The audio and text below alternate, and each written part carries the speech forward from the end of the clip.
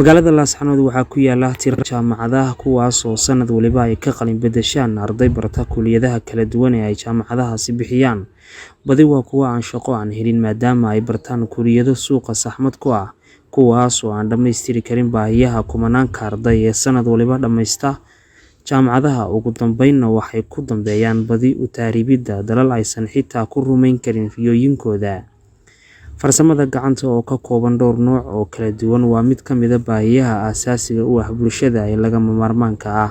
Ardayda barata mararka qaarkood baahiyaha loo qabo waxaa suurtagal ah in ay helaan dalabyo shaqo ka hor xitaa inta aysan ka qalin bedelan goobaha ay ka baranayaan cilmiga farsamada gacanta. Farsamada gacanta oo ka mid ah xirfadaha ugu cimriga dheer dunida waa qorshe ay ku horumareen dalalka ugu qanisan dunida. Magaalada Laascaanood waxay wajahaysaa labadii isbuuc ee u dambeeyay farsamo yaqaano la'aan maadaama Somaliland magaalada ay ka tarxiishay dhalinyaradii ka soo jeeday koonfurta Soomaaliya ee badi ku xeel dheeraa farsamada gacanta noocyadeeda kala duwan. Dugsiga Handis oo ka mid ah dugsiyada ugu tayada wanaagsan deegaanada Soomaalida ee lagu barto farsamada gacanta noocyadeeda kala duwan ayaa Laascaanood lagaga furay, waana fursad dahabi ah oo aad kaga faa'iidaysanaysid farsamada gacanta muddo kooban. Qaybaha uu bixiyo dugsiga Handis waxaa ka mid ah ee uu bixin doono 5 bilood ee u horeysa dhismaha, nijaarada, biyo-gelinta iyo korontada.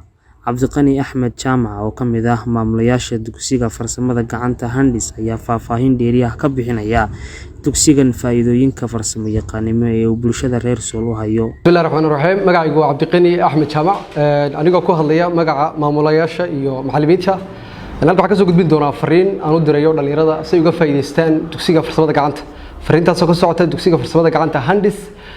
Farsamada faa'iidooyinkeeda iyo waxtarkeeda haddaan sharaxdo soo koob waqtigan yar ee aad u daawan doonto kuma soo koobi karo waxtarkeeda. haddii aad tahay arday jaamacad dhigta ama dhameeyay ama iskuul dhigta ama dhameeyay wali waxa ka dhiman waa farsamada gacanta si aad ula dagaalanto shaqalaanta ka jirta dhammaan gobolka oo arday dhalinyarada shaqalaanta baahsan ay la kulmaan ay kala kulmaan magaalada iyo meel walba. Marka kaliya waxaan oran karaa inay ka dhiman tahay farsamada gacanta waa haddii aad wax baratay. haddii aad wax barana baahi weyn baad u qabtaa. waxaan kugu dhiirigelinaynaa inaad noo timaado iskuulka farsamada gacanta ee lagaga furay magaalada Laascaanood. 80% shaqooyinku magaalada yaala ama gobolka yaala waxay waa 80% waa farsamada gacanta. marka si aad uga faa'iideysato chance-kaas waa kugu dhiirigelinaynaa qofka dhalinyarada halkan iga daawanaya sidoo kale waalidkan ku dhiirigelinaya inay dhalinyarada mustaqbalka ay la dhisaan oo la garab qabtaan. qaybaha aan dhigno haddii aan yar faahfaahin ku daro qaybaha aan dhigno waxa kamid ah dhismaha farsamada waxaan bari doonaa 2 qaybood. qaybtii xirfadii wastaadnimada markuu dhameeyo wuxuu gudbayaa qaybta kale ee leedahay foremanka waxa lagu bari doonaa nashqada guriga si loo sameeyo iyo guriga si loo qiimeeyo qofkaas waxa awood u yeelan doona iyadoo xisaabaadkeena laga dhisay inuu qandaraasyada qaadan karo. taas waa dhisma ta kale waa nijaaradana 2 qaybood baan dhignaa. qaybta koowaad oo ah nijaaradii dhismaha, ta labaad oo ah nijaaradii faaradda. sidoo kale waxaan dhignaa biyo-gelintii, leydhkii. qaybo kalena way soo socdaan. hadda inta waa hordhac. dugsiga Handis bishii labaad maraya isqoristu way socotaa, arday baa dhigta. wali waxaan u yeedhanaa gacanta u taaganaa arday kale inay nagu soo biiraan si aan ula dagaalano shaqo la'aanta.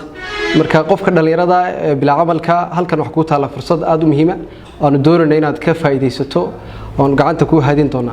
marka soo dhawow, isqoristu waa socota, ka faa'iideyso qaybo kala duwan oo u baahan hadhow inaan si fiican kugu faahfaahin doono markaad na soo booqato insha Allah.